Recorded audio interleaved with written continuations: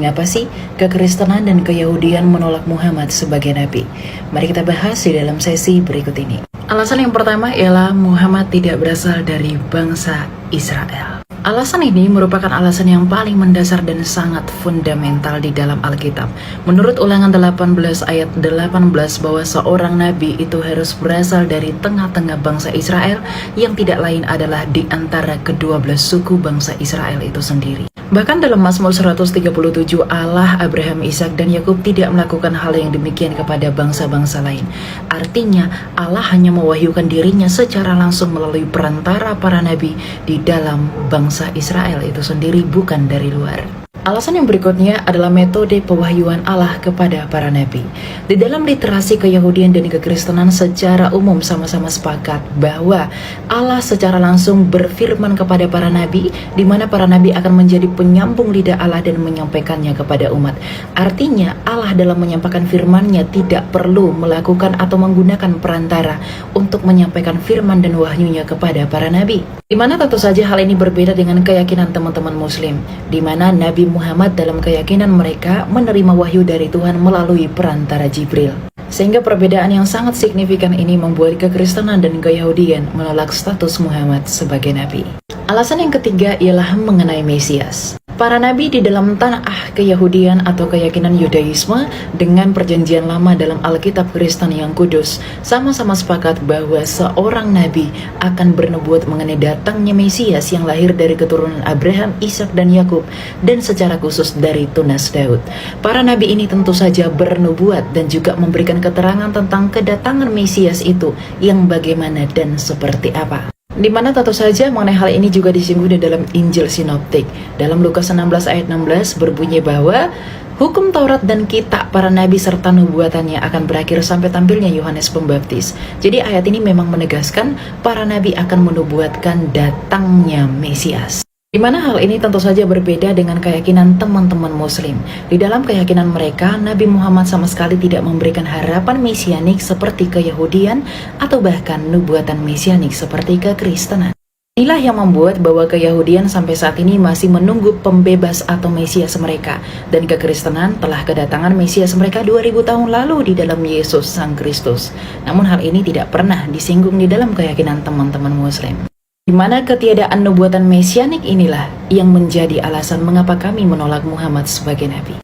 Alasan yang berikutnya adalah seorang nabi harus diurapi oleh Roh Allah atau Roh Kudus. Menurut Bilangan 11 ayat 24 hingga 27 yang tak lain adalah Torah Musa yang sama-sama dipegang oleh keyahudian dan kekristenan, bahwa seorang nabi haruslah dipenuhi oleh Ruach HaKodesh atau Roh Kudus di dalam berkarya dan menyampaikan firman Allah. Di mana hal ini berbeda dengan keyakinan teman-teman muslim, di mana mereka sama sekali tidak mengenal konsep atau teologi Roh Kudus atau Roh Allah yang disebut dengan Ruach HaKodesh. Dan tentu saja ketiadaan pengajaran inilah yang membuat kekristenan dan keyahudian menolak status Muhammad sebagai nabi. Sedangkan alasan yang terakhir adalah nabi harus menulis kitab. Menurut Matius 2 ayat 5, para nabi haruslah menulis kitab secara khusus dan terutama mengenai tema besar yaitu kedatangan dan nubuatan mesianik. Bahkan di dalam literasi keyahudian mereka mengenal yang disebut dengan Nefim yang termasuk di dalam tanah mereka yang berarti kitab para nabi. Artinya para nabi haruslah menulis kitab. Demikian juga dengan keyakinan kekristenan.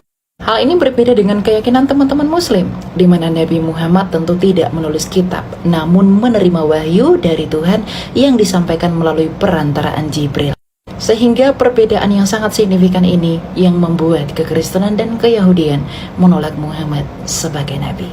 Itulah beberapa alasan yang mendasari keyahudian dan kekristenan menolak status Muhammad sebagai nabi di dalam keyakinan teologi mereka.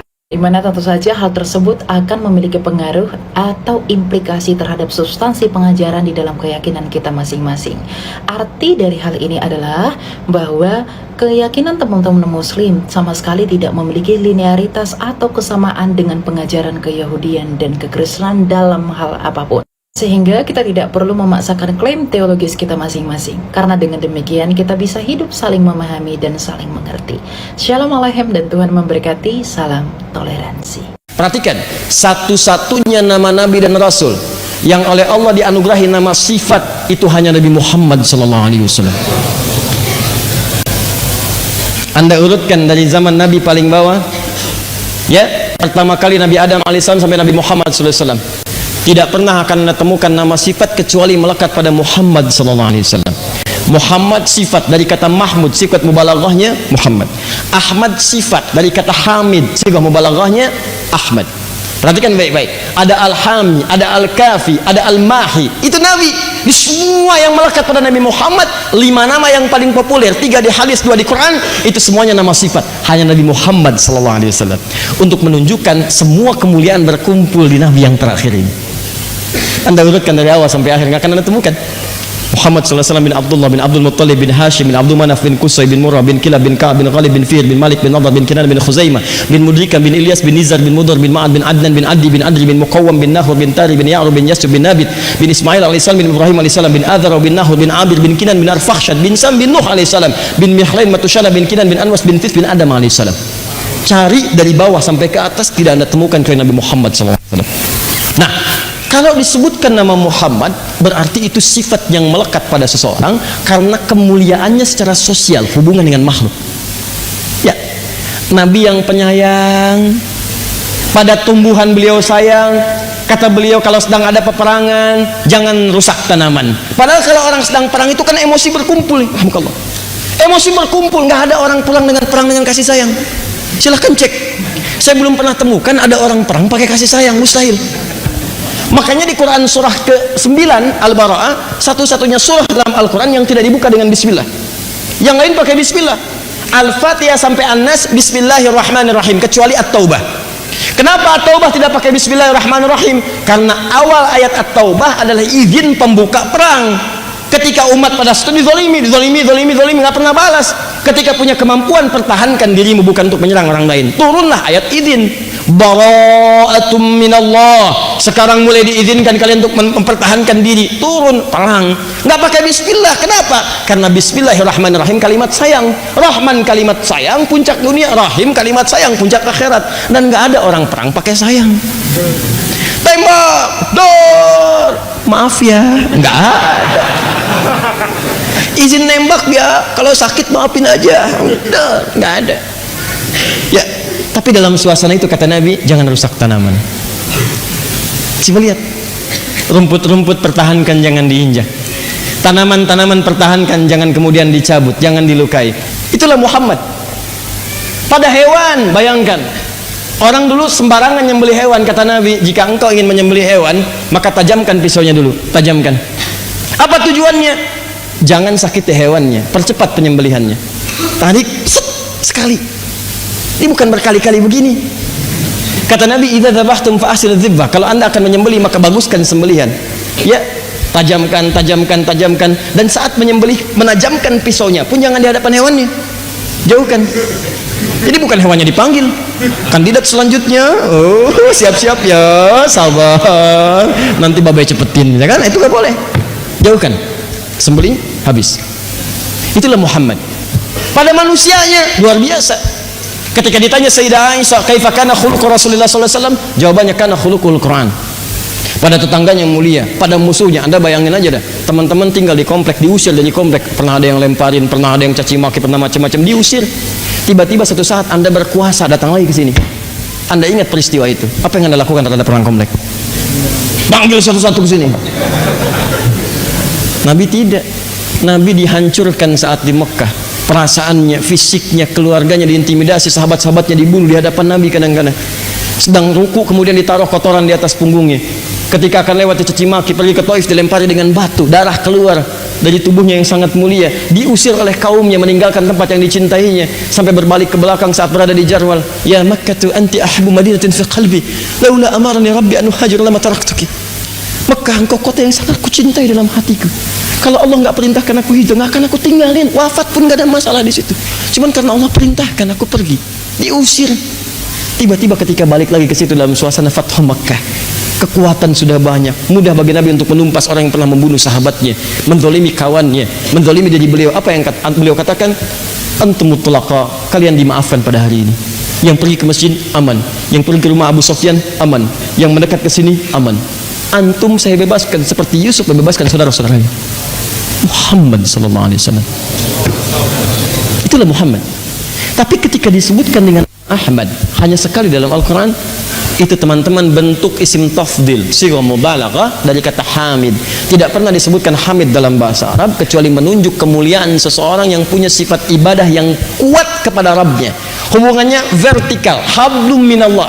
Yang tadi hablum minannas horizontal, yang ini hablum minallah vertikal. Hamid kalau sekali, misal rajin tahajud tapi belum mampu puasa sunnah dengan konsisten, hamid. Rajin puasa sunnah belum mampu baca Al-Quran bagus tiap harinya, hamid. Tapi kalau orang ini tahajudnya bagus, lama, baca Qurannya bagus, puasanya rajin, maka dirubah kalimatnya dari hamid menjadi Ahmad. Kenapa Nabi Isa menyebut Nabi Muhammad dengan nama Ahmad? Untuk memberikan pesan kepada umatnya. Umatnya itu menduga Nabi Isa Nabi terakhir, karena di kitab itu pada surah ramalan. Apa ramalannya? Beritanya akan lahir Nabi terakhir, punya sifat sayang luar biasa kepada orang-orang sekitarnya. Sedangkan Nabi Isa punya sifat yang sama dengan Nabi Muhammad, penyayang. Ajarannya ajaran kasih. Makanya pengikut Nabi Isa itu meneruskan ajaran kasih. Cuman belakangan tauhidnya kemudian diselimpangkan, bukan kepada Allah, kepada yang lain. Tapi ajaran sayangnya masih ada. Sayang, berbagi, sayangi dan sebagainya. Banyak riwayat-riwayat itu. Nah, umatnya menduga ini Nabi terakhir. Kata Nabi Isa, bukan saya. Nabi terakhir itu kenapa bukan menyebut Muhammad? Kalau menyebut Muhammad maka sifatnya sama dengan Nabi Isa pada saat itu. Tapi beliau menyebut satu sifat yang tidak ditemukan pada nabi-nabi yang lain. Kata beliau Ahmad. Walaupun beliau ini dijamin masuk surga, dibebaskan dari maksiat, maksumun minal maksiyah, madmunun bil jannah, tapi ibadahnya tidak akan bisa disaingi oleh nabi-nabi sebelumnya. Ahmad. Apa buktinya? Disebutkan di Al-Bukhari nomor hadis 2008, paling kanan sebelah bawah di kitabnya, riwayat Sayyidah Aisyah radhiyallahu taala anha. Datang 3 orang sahabat, Hudzaifah al-Yamani, Ubay bin Ka'ab, Abdullah bin Mas'ud radhiyallahu taala anhum, ja'u ila Sayyidati Aisyah radhiyallahu taala anha. Fasalu an sifati salatin Nabi sallallahu alaihi wasallam. Mereka bertanya tentang sifat salat malamnya Nabi sallallahu alaihi wasallam. Apa jawaban beliau? Perhatikan kalimatnya. La tas'alu an husnihinna wa tulihinna. Tidak usah dipertanyakan bagaimana panjang dan bagusnya salat Nabi itu, panjang dan bagusnya. Jangan ditanya, diterangkan. Yusolli arba'an thumma arba'an thumma thalathan. Nih memang cuma 4-4-3. Kalau di rumah saya 4-4-3. Di Sayyidah Maimunah 2-2-2-2-2, ujungnya 1. Nanti ada lagi di tempat lain beda lagi. Di tempat saya 4-4-3. Cuma jangan ditanya bagus dan panjangnya. Penasaran, besoknya diikutin. Seperti sering saya kisahkan kisah ini. Begitu diikuti kata Hudzaifah, betul kata Sayyidah Aisyah, gak usah ditanya. Bacaannya indah. Begitu berhenti di ayat doa, berhenti doa dulu. Begitu sampai di ayat surga, mohon supaya umatnya ke surga. Begitu berhenti di ayat neraka, lama berlindung supaya umat masuk neraka. Tak terasa olehku ternyata Nabi ruku sudah 100 ayat Al-Baqarah. 100 ayat rakaat pertama. Kata Abdullah bin Mas'ud, aku pun pengen lihat bagaimana rasanya. Besoknya ikut lagi di belakang Nabi sholat. Kemudian sampai di ayat ke-100 itu aku duga akan ruku, ternyata nyambung Al-Baqarah sampai selesai 286 ayat. Tapi nikmat. Mungkin sekarang saatnya ruku, nyambung Ali Imran 200 ayat. Mungkin sekarang saatnya ruku, nyambung An-Nisa 176 ayat. Baru setelah itu beliau ruku. Besoknya semua tidak ikut lagi. Tapi kata Ibnu Mas'ud, bukan karena capeknya, karena indah, gak terasa. Mau seluruh Quran dibacakan pun enak aja salatnya. Cuman aku itu sering menebak di posisi mana beliau akan ruku, supaya bisa aku amalkan di kemudian hari. Jadi begitu merasa akan ruku, gak jadi. Merasa akan ruku, gak jadi. Aku khawatir terganggu khusyukku karena perilakuku sendiri. Maka besok aku berpisah, tapi aku punya kesimpulan, salatnya lama dan tenang. Itu biasa, kata Sayyidah Aisyah, itu masih biasa. Saya bangun, ngelihat Nabi kaki bengkak. Sholat belum tuntas, kaki udah bengkak. Begitu salam, kata beliau sambil suasana luar biasa. Harunya seorang istri merasakan suami demikian. Kata Sayyidah Aisyah, lima kata, alam takun madmunan, alam takun maksuman. Ya Rasulullah, anda kan dijamin surga, dosa itu udah diampuni, dijaga dari maksiat, kenapa masih begini? Sholat sampai bengkak kakinya. Beliau santai aja bicaranya. Afala akunu abdan syakura. Apa enggak boleh aku mensyukuri semua nikmat yang Allah berikan kepadaku itu?